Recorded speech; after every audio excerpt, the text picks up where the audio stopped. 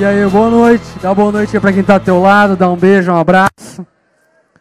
Olha pra quem tá ao teu lado e fala como você tá lindo hoje, cara. Isso significa que ontem você não estava, entendeu? Hoje você tá lindo. Boa noite, galera. Semana passada nós começamos o tema selfie, quem tava aí? Beleza? E o que a gente viu semana passada? Nós vimos que nós temos a possibilidade de ter apenas duas identidades. Quais? Ou em Cristo, ou em Adão. Todos nós somos filhos de Adão. Todos nós somos filhos de Adão. Herdamos a natureza de Adão. E não existe nada que façamos que tenha poder para mudar a nossa natureza. Você curte o George, Rei da Floresta? Curte? O George, Rei da Floresta, porque ele pula de galho em galho e assim por diante, e faz, né, lá, como que ele faz mesmo? Quando ele bate no peito, assim? Ninguém vai imitar, não? Ninguém vai passar mico aí? Ninguém? Ó! Quando ele faz assim, enfim, ele deixa de ser humano? Não, por quê? Porque independente do que ele faça, a natureza dele é humana. Da mesma maneira, vamos supor que você se comporta como um cachorro, ok? Começa a andar de quatro na rua, faz xixi no poste, né? Vai lá numa mulher no cio e fica na perna dela, assim. Uma mulher no cio, né? Você deixa de ser humano? Não, por quê?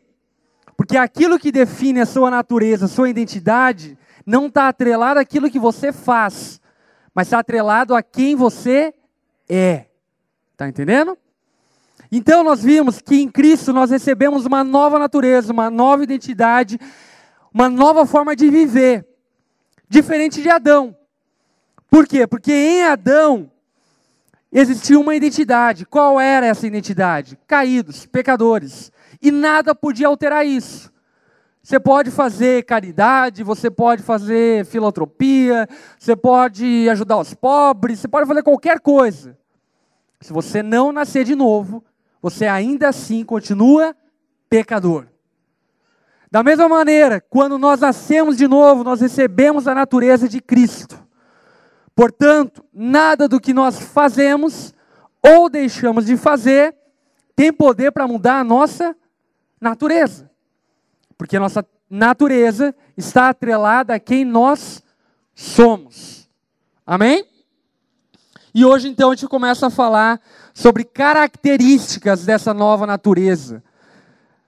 Identidade, quem nós somos em Cristo. Quem nós somos em Cristo. É muito importante entender isso, sabe por quê? Porque as pessoas que serão condenadas, em outras palavras populares, irão para o inferno, não irão para o inferno por aquilo que fazem, irão para o inferno por aquilo que são. Da mesma forma que aqueles que irão morar eternamente com Deus, não vão para o céu por aquilo que fazem, irão para o céu por aquilo que são. Entendeu? Isso é muito legal. Por quê? Porque dentro de um contexto contemporâneo, religioso, as pessoas confundem a fé cristã com moralismo. Fé cristã diferente de moralismo. Você não pode comprar Deus com as tuas atitudes. Não existe nada que você faça que possa mudar a tua natureza. Somente aquilo que Ele pode fazer. E é o bate-papo que Jesus tem com Nicodemos em João capítulo 3.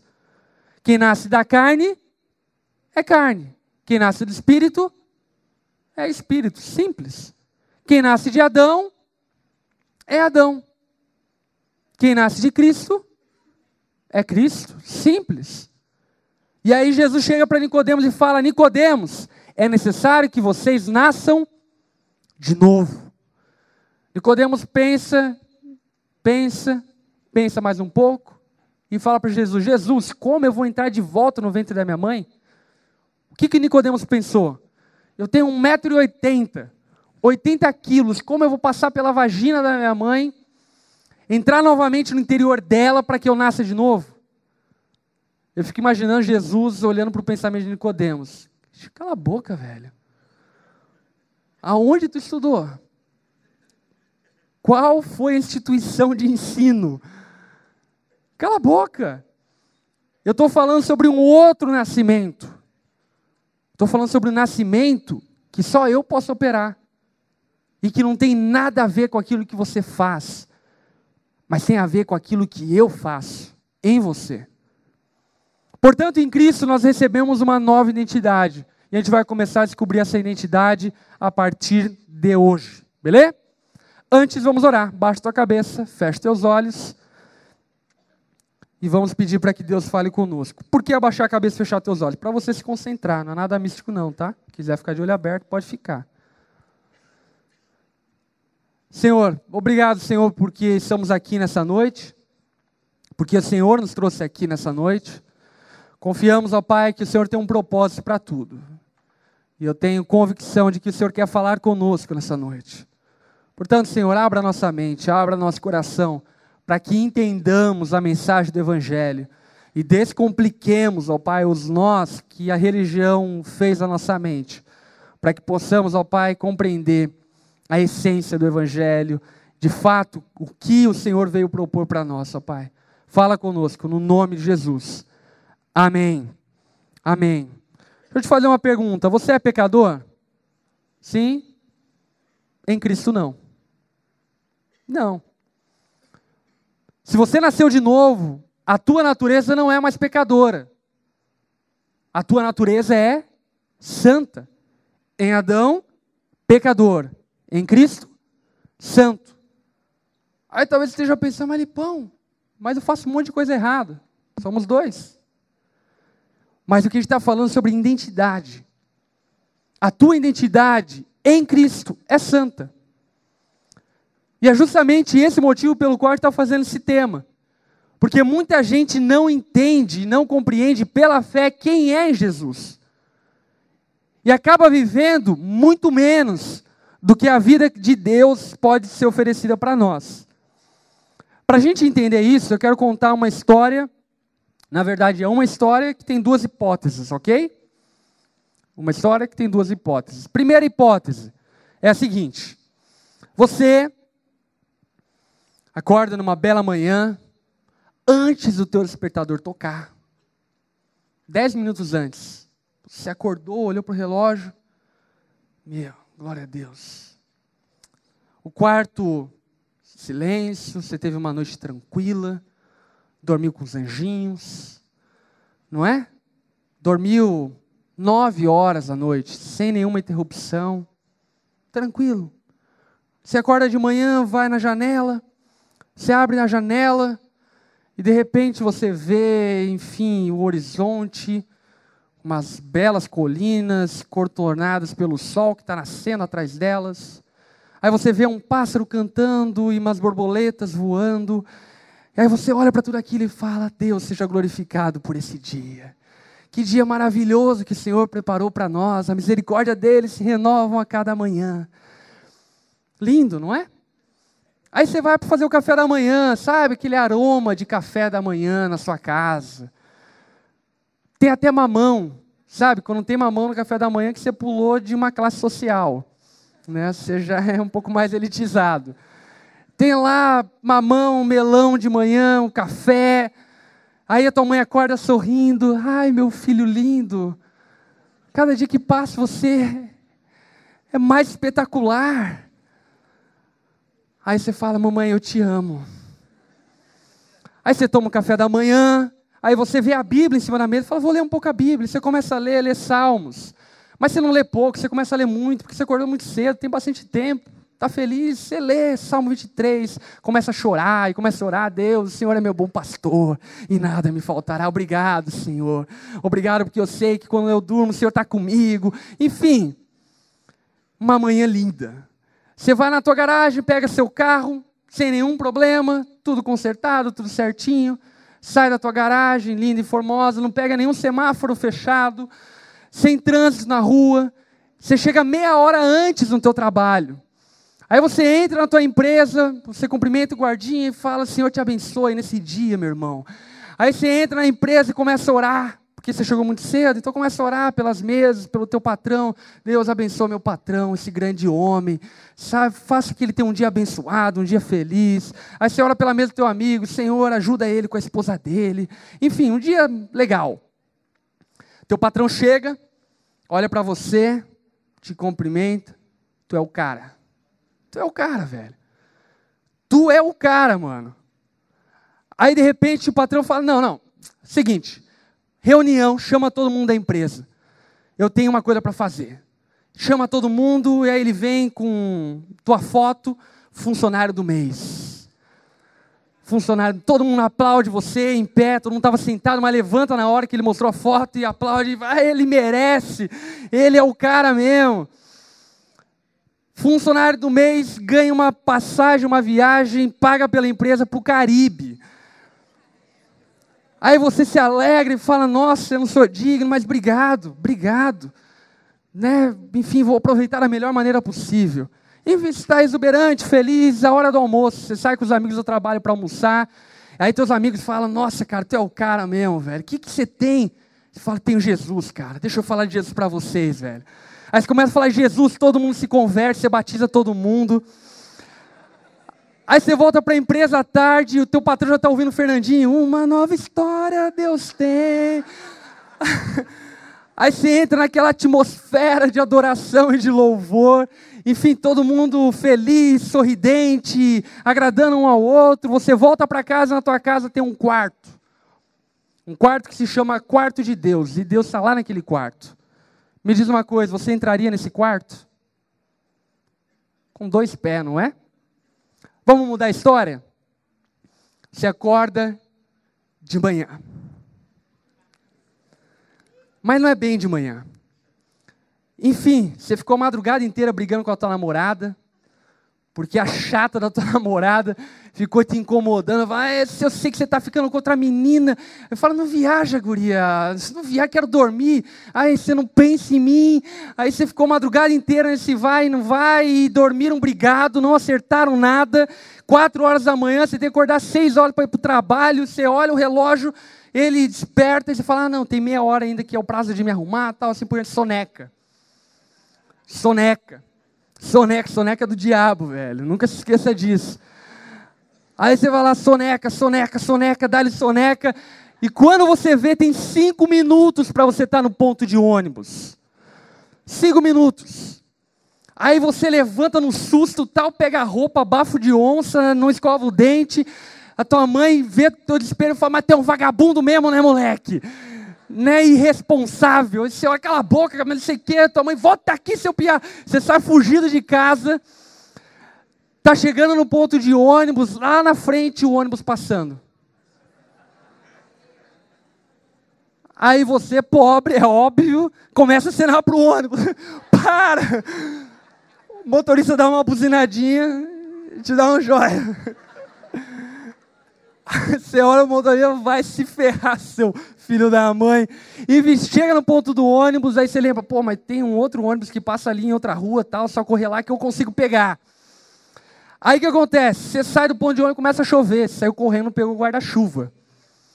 Cai aquela chuva na tua cabeça, na tua mente.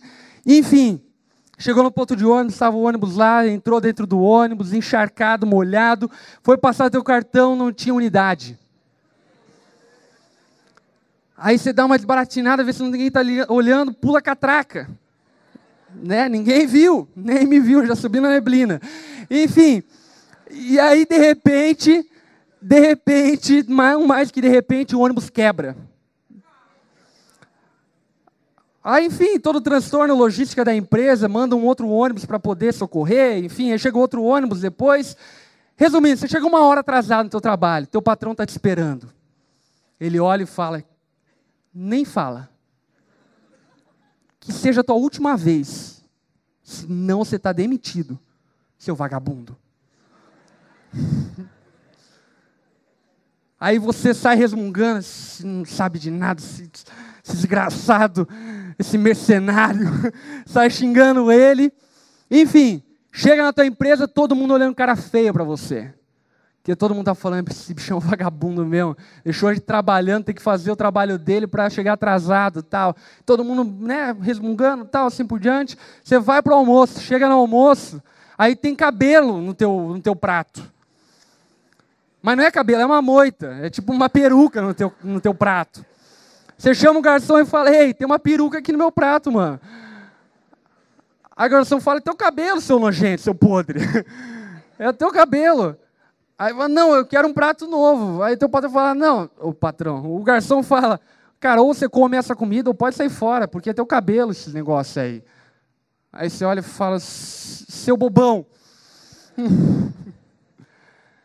Volta à tarde para a empresa, injuriado, cabreiro, vai abrir a caixa de e-mails, aí tem um e-mail lá, as melhores. Sabe que rola nesses e-mails, não é? Aí começa a olhar, pá, lá uma mina, enfim, né? Despida, nua. Você começa a olhar e fala, e de repente você lembrou que você é crente. Meu, o que eu estou vendo, cara? Mas, enfim, depois de olhar 24 mil fotos, né? Você lembrou que é crente. Depois que acabou o rolo do mouse, você lembrou que é crente. Volta para casa. Você chega na tua casa, tem um quarto com o nome Quarto de Deus. Você entraria nesse quarto? Sabe, responder essa pergunta, cara, ela é muito importante, porque define, de fato, em quem nós cremos. Por quê? Escuta uma coisa, cara. Você não é mais digno ou menos digno quando você tem um dia ruim ou um dia bom. Você só se torna digno por causa do sangue de Jesus. Você pode entrar na presença de Deus, não é por aquilo que você faz, mas é por aquilo que Ele fez. Não tem a ver com quem e o que você fez durante o teu dia, mas tem a ver única e exclusivamente com a natureza sua que é santa. E isso ninguém pode mudar. No dia que você entregou sua vida a Jesus, Deus imprimiu em você uma natureza, e essa natureza se chama santa. Olha para quem está ao teu lado e fala, em Cristo você é santo. É verdade, em Adão somos pecadores, mas em Cristo não. A nossa natureza em Cristo é santa. É santa. E não está relacionado com aquilo que fazemos, mas está relacionado único e exclusivamente com aquilo que somos. Efésios capítulo 3, versículo 12, diz o seguinte, de acordo com o seu eterno plano, Ele realizou em Cristo Jesus, nosso Senhor, por intermédio de quem temos livre acesso a Deus.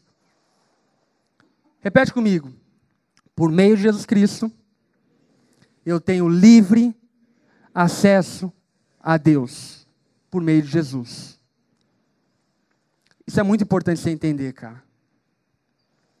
Muito importante você entender. Sabe, uma coisa que pouca gente percebe é o que aconteceu quando Jesus estava sendo crucificado. No Antigo Testamento, na religião judaica, eles tinham uma coisa que se chamava Templo de Salomão, que não é o de Macedo, é o de Salomão mesmo. E existia um lugar que chamava-se tabernáculo. No Templo de Salomão e no tabernáculo, havia, enfim, várias coisas. E uma delas era o quê? Havia o lugar santo, onde os sacerdotes poderiam ir, e havia o lugar santíssimo, ou o santo dos santos, onde apenas sumos sacerdotes, depois de um processo enorme, de purificação de pecados, de sacrifícios, assim por diante, eles poderiam entrar uma vez por ano. Uma vez por ano. E eles ainda entravam com uma cordinha, estilo um leche assim. Eles entravam, porque caso tivessem pecado, Deus fulminava eles, e eles puxavam o corpo para fora. E não foi nem um, nem dois, nem três, nem quatro, nem 10 que foram fulminados por causa que foi encontrado culpa neles. Quando? Lá no lugar santíssimo, havia aquilo que, enfim, nós conhecemos como Arca da Aliança. Aquela do Indiana Jones, que representava a presença de Deus. Ou seja, a presença de Deus era algo merecido. Quando Jesus morreu na cruz, sabe o que aconteceu? A palavra fala que no momento que ele estava morrendo na cruz, a cortina do véu se rasgou, de cima a baixo. E não foi ninguém, nenhum levita que pegou uma tesoura e cortou o véu. Foi Deus que cortou o véu. E quando ele cortou aquele véu, na verdade, ele estava explicando, expressando aquilo que estava acontecendo naquele momento. Sabe o que estava acontecendo naquele momento? Cristo estava abrindo um caminho para que nós cheguemos à presença de Deus. E não tem a ver com o nosso mérito, mas tem a ver única e exclusivamente com o mérito de Cristo. Em Cristo nós somos santos. Em Cristo você é santo. Em Cristo você já não é mais pecador. Abra a tua Bíblia em Efésios capítulo 1, versículo 1. Efésios 1, 1.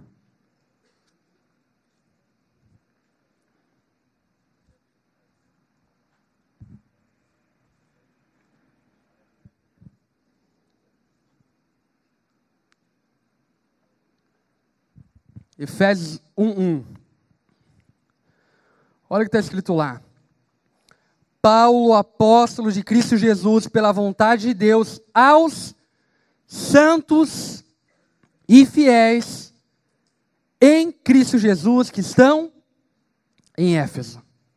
Aos santos e fiéis. Eu não sei você, mas eu tenho 25 anos que eu frequento igreja. Não é 25 anos sendo igreja, frequentando igreja. Ir na igreja e ser igreja é uma coisa bem diferente, ok? Só um paralelo. 25 anos, eu conheço muita igreja. Sabe? Conheço igreja tradicional, pentecostal, conheço pastor de tudo quanto é tipo que você imagina, já fui em tudo quanto é tipo de igreja que você imagina. Pregar, ouvir pregação, enfim. Conheço muito de igreja. Sabe de uma coisa que eu descobri depois de 25 anos? Que não existe igreja sem erros. Não existe. Todas as igrejas erram. Por que erram? Por um simples fator. A igreja, ela não existe. Você sabia que igreja não existe? Igreja somos nós, igreja são pessoas. Não existe onda dura. Onda dura é nada, onda dura é vento. Onda dura somos nós. Entende isso? Você erra. Então a igreja erra. Entendeu? Paulo olha para aquela igreja em Éfeso e fala o quê? Aos santos e fiéis. Aquela igreja não errava? Eu acredito que não foi a primeira da história. Ela errava e errava muito. Como vocês erram. Como eu erro. Sabe, com certeza lá tinha gente adúltera, tinha mentirosos, tinha gente que tinha praticado sei lá o que, feitiçaria na semana. Talvez naquela igreja tinha gente homofóbica, sei lá. Tinha gente de tudo quanto é tipo lá. Como tem em qualquer igreja. Mas Paulo olha para aquela igreja e fala aos santos. Por que Paulo fala isso? Porque eles não eram santos por aquilo que eles faziam. Eles eram santos por aquilo que eles eram. É por esse motivo que eu posso olhar aqui para você na onda dura e falar aos santos da onda dura. Porque vocês são santos, não por aquilo que fazem, mas por aquilo que Cristo fez em vocês. E isso não tem a ver com obras, mas tem a ver única e exclusivamente com a obra dele. Efésios 2:8.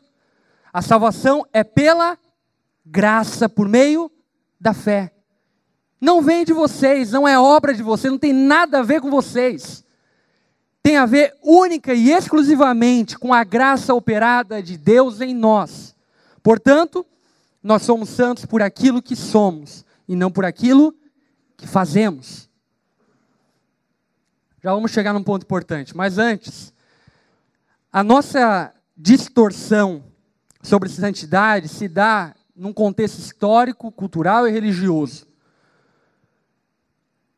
A Igreja Católica Romana, ela santifica ou beatifica alguém através de um processo. Sabe como é esse processo? Primeiro, você tem que ser católico romano. Segundo, você tem que morrer. Terceiro, depois de morto, as pessoas têm que lembrar que você morreu e falar, pô, aquele cara era bacana, aquele cara era legal. Tá difícil, né? Enfim, lembram de você. Aí quando lembram de você, você manda uma carta para o bispo. O bispo analisa a sua história seu currículo e fala, não, realmente, aquele cara lá era um cara legal, fazia caridade, era um cara bacana mesmo, isso aí, legal. Aí o que as pessoas têm que começar a fazer? Interceder por meio de você para alcançar alguma cura. Fulano de tal foi curado da dor da cabeça. Aí pegam esse caso, mandam uma carta para o Vaticano. Fulano de tal foi curado da cabeça por intermédio de fulano de tal que está morto. O Vaticano investiga e fala, realmente aconteceu. Agora nomeamos ele bendito. Ainda não é santo, é bendito. Aí o Vaticano fala o seguinte, olha, mais uma cura e ele se torna santo.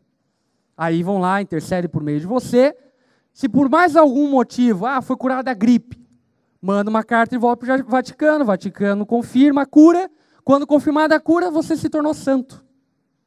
Fácil. Quer ser santo? Mas essa não é a versão bíblica. Essa é a versão religiosa. Sabe qual é a versão bíblica, a versão apostólica? Você nasceu de novo, você é santo. Você entregou sua vida a Jesus, você é santo. E essa obra quem fez não foi você, foi Ele. Foi Deus. Porque foi Ele que começou a boa obra e é Ele que vai completar, não é você. A versão bíblica sobre santidade é simplesmente, muito clara, essa. Nasceu de novo, você é santo. Agora a gente vai entrar num veio interessante. Romanos capítulo 6, eu vou ler na versão da mensagem. Diz o seguinte, o que vamos fazer então? Continuar pecando para que Deus continue nos perdoando? É claro que não.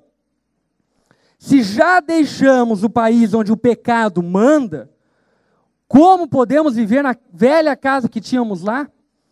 Ou vocês não perceberam que abandonamos aquilo tudo para sempre?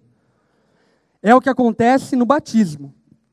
Ao entrar em Cristo, deixamos para trás o velho país do pecado e quando saímos das águas, entramos no novo país, o da graça, uma nova vida na terra. Sabe o que Paulo está dizendo? Ele está dizendo que no momento que aceitamos a Jesus, nós passamos a ser cidadãos de outro país.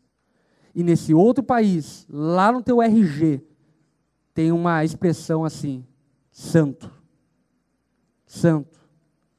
Aí talvez você esteja pensando, Lipão, será que isso não dá vazão então para continuar no pecado? Não. Por quê? Porque alguma hora a tua natureza vai manifestar quem você é. É bem simples. Por exemplo, aquele tigre que foi domesticado, enfim, ficava lá num zoológico, sabe? Aconteceu na televisão lá. Enfim, era um tigre bonzinho, ficava lá todo dia, olhando, movimento, só gravando, de boa. O moleque foi lá, trepou na grade, zoou o tigre. Aquele moleque é tentado, velho. Zoou o tigre olhou para ele e de repente viu um salame. Porque é a natureza dele. A natureza dele é essa. Quando ele viu o salame, o que ele fez? Comeu o salame. Perdeu o braço, o guri. Por quê? Porque essa é a natureza dele. Sabe o que eu quero dizer com isso, cara?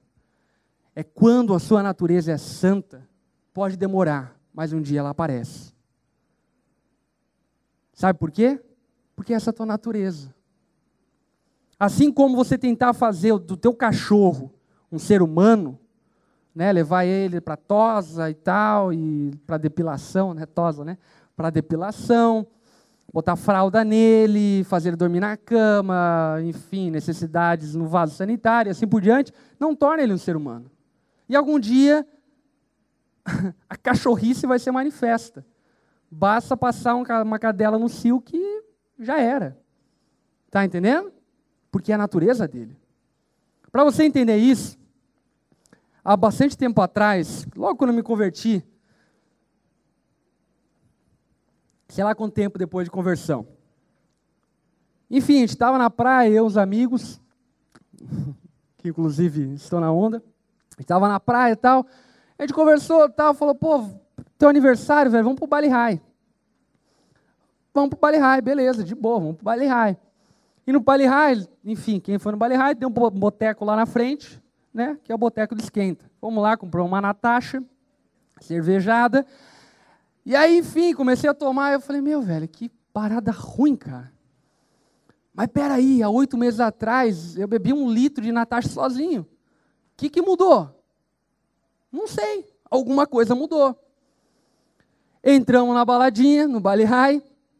Eu lembro que eu encostei na parede, sério. Só eu que fui encostar na parede, eles não. Eu encostei na parede e eu lembro que eu fiquei horas observando, tipo louco mesmo. Fiquei horas observando o movimento. E eu comecei a olhar para as pessoas, sabe? E comecei a olhar e falei, meu, aquele bicho que ficou com aquela mina está ficando com aquela agora. Que nojento, velho. As bactérias dela estão nele, estão nela agora. E daqui a pouco vão estar naquela. Que palha. Aí eu olhei um outro lá, fez uma semana de academia com uma regata.